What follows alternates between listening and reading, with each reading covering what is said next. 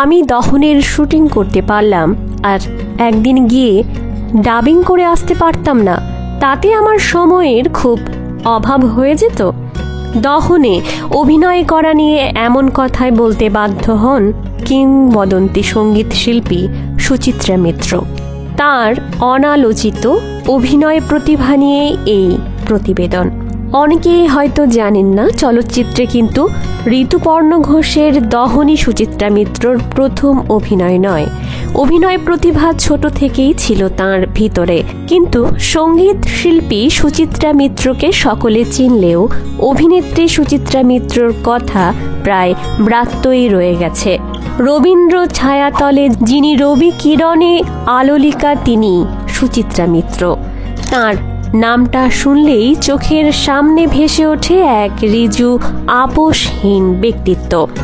তিনি একলা নারী, সেই সময়ে দাঁড়িয়ে সিঙ্গেল মাদার, প্রেমিক স্বামী ও একমাত্র ছেলের পিতা ধ্রুব মিত্রর সঙ্গে সংসার 7-8 বছরের বেশি টেকেনি সুচিত্রা মিত্রর।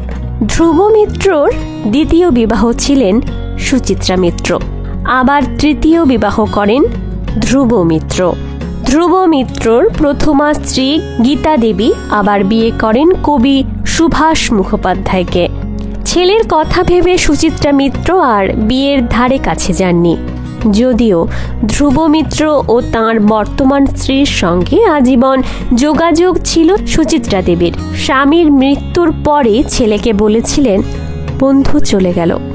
তার আগেই একমাত্র সন্তান কুণাল বিদেশে পাড়ি দেওয়ার পরে দীর্ঘদিন সুচিত্রা মিত্র একাই সংসার করেছেন। সংসারই বটে, তাই তো সুচিত্রা মিত্র একবার দ্বিজেন মুখোপাধ্যায়কে বলেছিলেন, আমি রান্না করে বাসন মেজে ঘর গুছিয়ে তারপরে গান গাইতে আসি। তোমার মতো ফুলবাবুর জীবন আমার নয়। এমন জীবন অনেক নারীর স্বপ্ন তখন, কিন্তু সুচিত্রা মিত্র করে দেখিয়েছেন। তাই তিনি বাঙালির কাছে শুধু সঙ্গীত শিল্পী হয়েই থাকেননি, হয়ে উঠেছেন বাঙালির তেজস্বিনী ব্যক্তিত্বের প্রতীক, রোল মডেল, আইকন। তার স্বতন্ত্র স্টাইল, স্টেটমেন্ট, কণ্ঠ, উচ্চারণ, স্বর ক্ষেপণ আজও আদর্শ। রবীন্দ্র যুগের বিশিষ্ট সাহিত্যিক সৌরীন্দ্রমোহন মুখোপাধ্যায়ের 2 পুত্র ও 3 কন্যা সন্তান। কনিষ্ঠা কন্যা সুচিত্রা মিত্র। 1924 সালের 19শে সেপ্টেম্বর চলন্ত ট্রেনে জন্মেছিলেন সুচিত্রা মিত্র, বিহারের গুজন্ডি স্টেশনের কাছে। সেখান থেকেই সুচিত্রা মিত্রর ডাক নাম হয়ে গেল গজু। সুচিত্রা মিত্র রসিকতা করে প্রায়ই বলতেন, চলন্ত ট্রেনে জন্মেছি তো তাই সব সময়ই চলছি, পথ চলাতেই আমার আনন্দ। অভিনয়ের প্রতিভা ও আগ্রহ সুচিত্রা মিত্রর ছোট থেকেই ছিল। দাদা দিদিদের সঙ্গে বাড়িতেই মঞ্চ বানিয়ে ছোট ছোট নাটকে অভিনয় করতেন। ওদের ছোটদের নাটকের দলের নাম ছিল ডাস্ট হাসলার্স। এরপরে একটু বড় হতে বাড়ির আঙিনাতেই রবীন্দ্রনাথের চণ্ডালিকা, চিত্রাঙ্গদা নৃত্যনাট্য নিজেরা করতেন। সুচিত্রা মিত্র গানও করতেন, আবার চিত্রাঙ্গদা সেজে নাচ এবং অভিনয়ও করতেন। এই অভিনয় প্রতিভা আরও বিকশিত হলো যখন শান্তিনিকেতনে গেলেন সুচিত্রা মিত্র। তিনি শান্তিনিকেতনে যাওয়ার কিছুদিন আগেই বিশ্বকবির মহাপ্রয়াণ ঘটে। গুরুদেবকে ঠাকুরবাড়িতে যখন দেখেছিলেন সুচিত্রা মিত্র, তখন তিনি নেহাতি শিশু, আলাপ হয়নি কখনো। সুচিত্রা মিত্র শান্তিনিকেতনে শিক্ষক রূপে পেয়েছিলেন ইন্দিরা দেবী চৌধুরানী, শান্তিদেব ঘোষ, শৈলজা রঞ্জন মজুমদারকে। বিভিন্ন উৎসবে রবীন্দ্রনাথের গীতিনাট্য, নৃত্যনাট্য হতোই। শান্তিদেব ঘোষ সুচিত্রা মিত্রকে দিয়ে যেমন গান গাইয়েছেন, আবার অভিনয়ও করিয়েছেন। বাল্মীকি প্রতিভায় সুচিত্রা দেবী সরস্বতী সেজে অভিনয় করেছেন, আবার বালিকার গানও গেয়েছেন। মায়ার খেলায় শান্তা বা চিরকুমার সভায় নৃপবালার ভূমিকায় অভিনয় করেছেন। শান্তিনিকেতনেই আশ্রম কন্যা কণিকা বন্দ্যোপাধ্যায়ের সঙ্গে সুচিত্রা মিত্রর পরিচয়। পরবর্তীকালে সুচিত্রা দেবী ও কণিকা দেবী পরস্পরের প্রতিদ্বন্দ্বী বলে বহু গসিপ তৈরি হলেও আদতে ওরা ছিলেন একে অপরের প্রতি গুণমুগ্ধ ও শ্রদ্ধাশীলা। তারপর যখন সুচিত্রা মিত্র শান্তিনিকেতন থেকে কলকাতায় ফিরলেন, তখন তিনি গণনাট্য সংঘ ও ইন্ডিয়ান পিপলস থিয়েটার অ্যাসোসিয়েশনের সঙ্গে সক্রিয়ভাবে যুক্ত ছিলেন। আইপিটিএর বহু নাটকেই সুচিত্রা মিত্র অভিনয় করেছেন। উৎপল দত্ত এক সাক্ষাৎকারে বলেছেন, তপতী নাটকে সুচিত্রার বিপাশা চরিত্রে অভিনয় অসাধারণ। সুচিত্রা শুধু গানে আছে কেন, ও অভিনয়ে এলেও বিশ্বজয় করতে পারে। অভিনয় করেছেন নীল দর্পণ নাটকেও।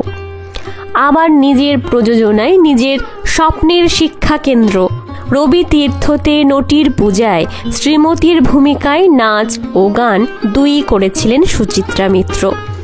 সুচিত্রা মিত্র বলতেন, আমার অভিনয় করতে খুব ভালো লাগতো। আমি যা সেটাই নয়, আমার অন্য একটি চরিত্রে প্রতিষ্ঠিত হয়ে সেই চরিত্রটিতে অবতীর্ণ হতে খুব ভালো লাগতো। 1971 সালে বাংলাদেশের মুক্তিযুদ্ধকালে নির্মিত উমা প্রসাদ মৈত্রের পরিচালিত ছবি জয় বাংলা ছবিতে বাংলাদেশের নারী আন্দোলনের বিখ্যাত জননেত্রী বেগম সুফিয়া কামালের চরিত্রে অভিনয় করেছেন সুচিত্রা মিত্র। এছাড়াও মৃণাল সেনের কলকাতা ট্রিলজি পদাতিক ছবিতেও একটি সাক্ষাৎকার ধর্মী চরিত্রে অভিনয় করেন সুচিত্রা মিত্র। আবার বিষ্ণুপাল চৌধুরীর আমার নাম বকুল ধারাবাহিকের একটি পর্বেও সুচিত্রা মিত্র অভিনয় করেন। সুচিত্রা মিত্র উনার বড় পর্দায় তৃতীয় ও শেষ ছবি ঋতুপর্ণ ঘোষের দহন। ঋতুপর্ণ ঘোষ বলেছেন, যখন সুচিত্রা ভট্টাচার্যর দহনের আধুনিক মনস্কা ঠাকুমার চরিত্র ভাবতে বসলাম, তখন এক ঝলকে ভেসে উঠল সুচিত্রা মিত্রর মুখ। দহনে তাঁর নাতনি চরিত্রে ইন্দ্রাণী হালদার ও পুত্রবধূর চরিত্রে শকুন্তলা বড়ুয়া দুজনেই মনে করেন সুচিত্রা মিত্রর সঙ্গে কাজ করতে পারা ওদের জীবনে বড় প্রাপ্তি। কিন্তু এই দহন ঘিরে রয়ে গিয়েছিল সুচিত্রা মিত্রর অনেক প্রাপ্তি, আমার অনেক অপ্রাপ্তিও। যেসব কথা মিডিয়ায় কখনো প্রকাশ্যে আনেননি সুচিত্রা মিত্র, কিন্তু তাঁর ঘনিষ্ঠ মহলে ও রবি তীর্থর ছাত্রছাত্রীদের বলে গেছিলেন সেসব অপ্রাপ্তির কথা।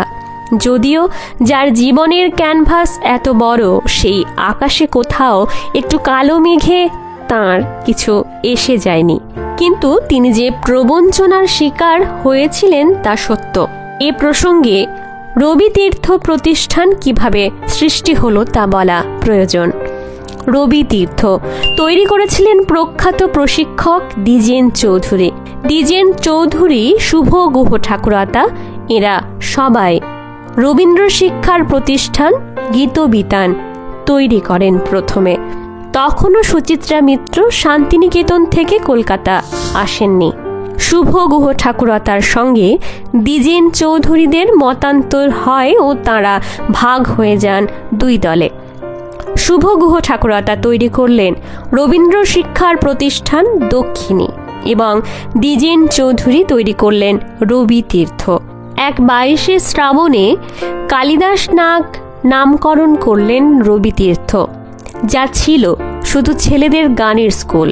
এরপর সুচিত্রা মিত্র এলেন কলকাতায়। এ সময় তাকে হারমোনিয়ামে বহু অনুষ্ঠানে সঙ্গত করতেন দ্বিজেনবাবু। বিয়ের পর সুচিত্রা মিত্র গান শেখানো শুরু করলেন। শুধু মেয়েদের শেখাতেন তিনি তখন। প্রতিষ্ঠানের নাম গীতাঞ্জলি। মঞ্জু গুপ্ত, সুচিত্রা রায় প্রমুখেরা শিখতেন তাঁর কাছেই। কিন্তু কোনো কোনো অনুষ্ঠানে শুধু মেয়েদের দিয়ে তো হয় না, পুরুষ মহিলা দুই কণ্ঠই লাগে। তাই রবি তীর্থ ও গীতাঞ্জলি একসঙ্গেই বার্ষিক অনুষ্ঠান করত। এরপর 1950 সালে সুচিত্রা মিত্রর একমাত্র ছেলে কুণাল জন্মায় এবং 1955 সালে সুচিত্রা মিত্রর বিবাহ বিচ্ছেদ হয়। তাই ওই শ্বশুর বাড়িতে গীতাঞ্জলি স্কুল সম্ভবপর হলো না। তখন দ্বিজেন চৌধুরী বললেন সুচিত্রা মিত্রকে, আসুন আমরা একসঙ্গে স্কুল করি। সেই থেকেই সুচিত্রা মিত্রর নিজের স্কুল হলো আর নামটা রবি তীর্থই রয়ে গেল। যদিও তাঁর প্রয়াণের পর অনেক হাত বদল হয়েছে ও নানা প্রভাব খাটানো হয়েছে তাঁর প্রাণের প্রতিষ্ঠানে, সুচিত্রা মিত্র এই প্রতিষ্ঠানের ছাত্রছাত্রীদের সঙ্গেই গানের মাঝে ভাগ করে নিতেন নানা সুখ দুঃখের কথা। নিজের ছেলে তো বিদেশে, তাই এই ছাত্রছাত্রীরাই গুরুমার দৈনন্দিন কথার সঙ্গী ছিলেন। ঋতুপর্ণকে নিয়ে ঠিক কী বলেছিলেন সুচিত্রা মিত্র তা জানা যায় রবি তীর্থর কৃতি ছাত্র ও সুচিত্রা মিত্রর শিষ্য গায়ক গবেষক সৌরভ গঙ্গোপাধ্যায়ের থেকে। নমস্কার কণ্ঠে মন্দিরা। ভিডিওটি ভালো লাগলে অবশ্যই সাবস্ক্রাইব করার অনুরোধ রইল। আজ এটুকুই, বাকি অংশটুকু পরের পর্বে।